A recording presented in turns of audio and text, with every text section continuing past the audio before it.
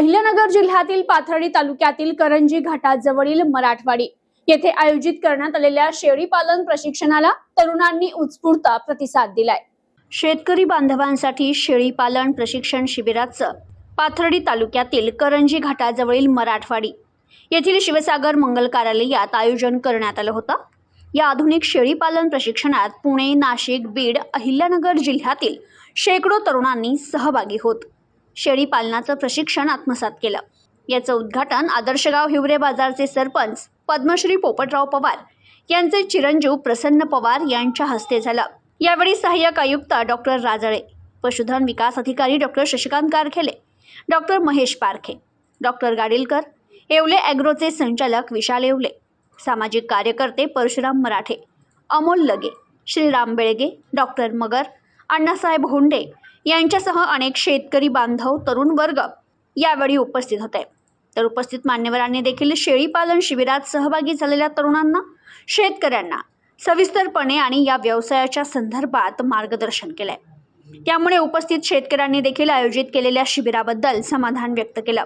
ग्रामीण भागातील बेरोजगार तरुण आणि शेतकरी बांधवांसाठी या परिसरात पहिल्यांदाच असे शेळी पालन शिबिराचं आयोजन झाल्यानं शेतकऱ्यांचा देखील मोठा प्रतिसाद या शिबिराला लाभलाय। याचं आयोजन मराठवाडी येथील सहाय्यक संचालक संदीप हाडे, आरव्ही फेनस्तीवरचे संचालक वसंत जाधव, अनंत रोहुकले यांनी केलं होतं। तर यावेळी सूत्रसंचालन जयसिंग राजे गुंजाळ पाटील यांनी केलं। येवले ॲग्रो शेळी पालन प्रशिक्षण शिबिर या ठिकाणी आज आलो होतो।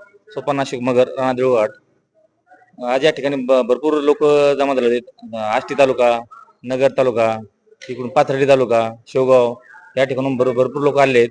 भरपूर प्रतिसाद भेटलेला आहे। शेळी पालनाविषयी आम्हाला चांगल्या प्रकारे माहिती भेटत आहे। प्रशिक्षण चालू आहे, अजून माहिती भेटन।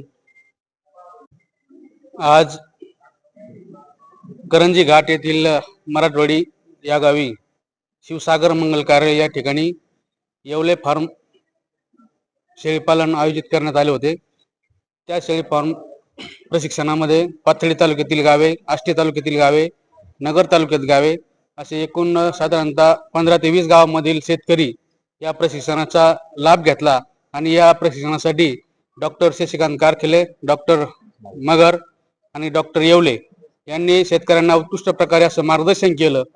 त्या मार्गदर्शनाचा शेतकऱ्यांना इथून पुढे शेळी पालन करत असताना येणाऱ्या वेगवेगळ्या अडचणी, त्यात उद्भवणारे परिणाम याविषयी सखोल मार्गदर्शन करून त्यांनी शेतकऱ्यांचं समाधान केलं। आणि शेतकऱ्यांना सुद्धा या कार्यक्रमात उपस्थित राहून समाधान व्यक्त केलं। आणि त्यांनी सुद्धा या येवले फार्मचे आणि डॉक्टर कारखे सरांचे, मगर सरांचे एकदम आभार मानले आणि धन्यवाद दिले।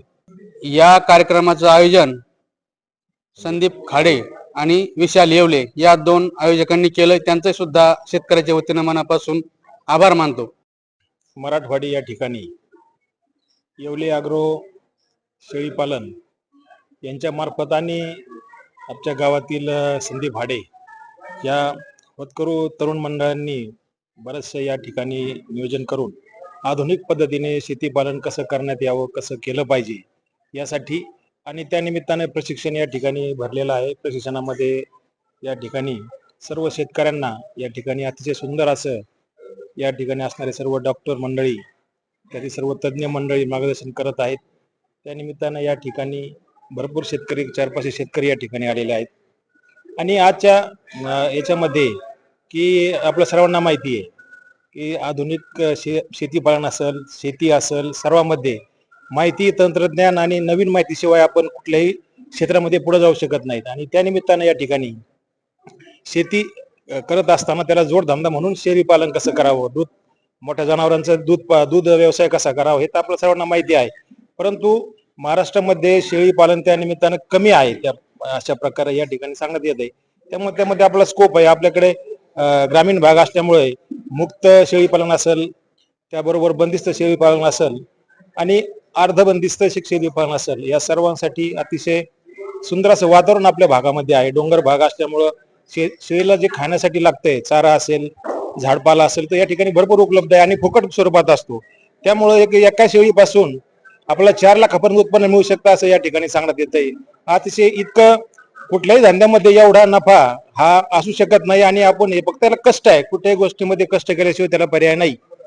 आणि आजच्या या पिढीमध्ये अनेक मुलं शिकलीत आणि झाले, नोकऱ्या काही सर्वांना मिळत नाहीत. त्यामुळं ह्या आधुनिक काळासाठी या नवीन व्यावसायिकांना याच्यामध्ये भरपूर संधी आहे, स्कोप आहे आणि गरज देखील काळाची आहे. त्यामुळे या ठिकाणी सुंदर असं नियोजन आयोजन करून शेतकऱ्यांना या ठिकाणी व्यवस्थित असं या ठिकाणी मार्गदर्शन केलं आणि याची काळाची गरज आहे. अनेक ठिकाणी असं मार्गदर्शन झाले पाहिजे आणि या निमित्तानं पशुसंवर्धन खात्यामार्फत देखील अनेक शेळीपालनासाठी सवलती आहेत, शेड करण्यासाठी आहेत, शेळी घेण्यासाठी आहेत. या निमित्ताने या ठिकाणी आदरणीय पंकजाताई मुंडे यांच्याकडे ते खातं आहे आणि नवीन याच्यामध्ये अनेक सुधारणा करून यामध्ये 50 लाखापासून 25 लाखापासून कोटीपर्यंत देखील आपण शेळीपालन यामध्ये करू शकतो. त्याला सबसिडी आहेत, परंतु त्यासाठी प्रशिक्षण गरज आहे. कुठलाही धंदा करत असताना आपल्याला माहिती नसेल तर आपण ते करू शकत नाही. त्यासाठी या ठिकाणी मार्गदर्शन घेणं सर्व काळाची गरज आहे आणि अनेक या ठिकाणी एक आनंदाची गोष्ट असे सर्व तरुण मुलं या ठिकाणी दिसतात आणि तरुणांसाठी देखील हा एक व्यवसाय भविष्यामध्ये चांगला व्यवसाय ठरू शकतो. याच निमित्ताने एवढंच मी या ठिकाणी. नमस्कार.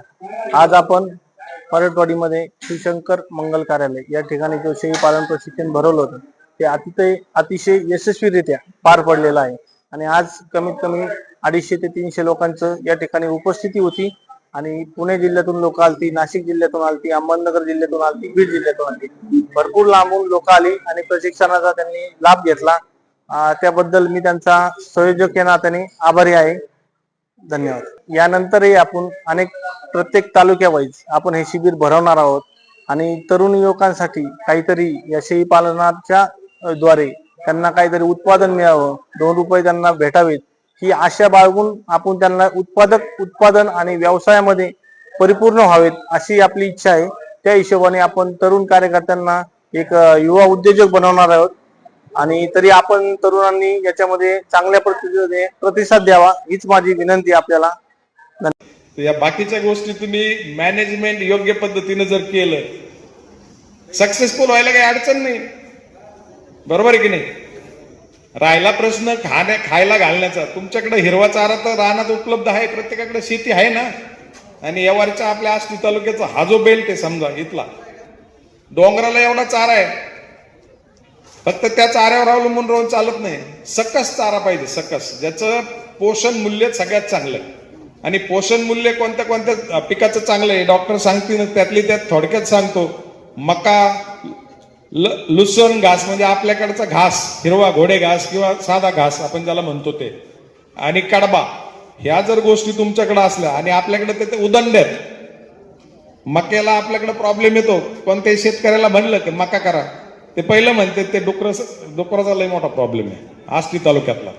ते डुकरं ठेवीतच नाही. एकदा पेरली की ते डायरेक्ट ते दाखवते असं अक्षरशः. इथून खायला सुरुवात केली, येचून खाल्ली. मग त्याला काहीतरी करावं लागेल. हा झटका आहे यांच्याकडं. ते बरोबर झटक्यात ते डुकर गेलंच पाहिजे, परत आलंच नाही पाहिजे. आपल्याला झटका नाही बसला पाहिजे एवढी काळजी घ्यायची. कारण आपल्याला झटका बसला तर आपल्याला नुकसान होतं जास्त. शेळी गरिबाची कामधेनू म्हटलं जातं. बरोबर आहे? शेळीचा जिवंतपणी ती तुम्हाला दूध देणार. तुम्ही मारल्याच्या नंतर, मारल्या म्हणजे कटिंगसाठी घेतली तर तुम्हाला मटण मिळणार. मटणानंतर तुम्हाला कातडं मिळेल. कातड्याचं काय आहे, एक कातडं विकायचे किती पैसे मिळतात? नाही भेटत. काय होतं? प्रतिनिधी मयूर मुखेकर, न्यूज टुडे 24, पाथर्डी, अहिल्यानगर.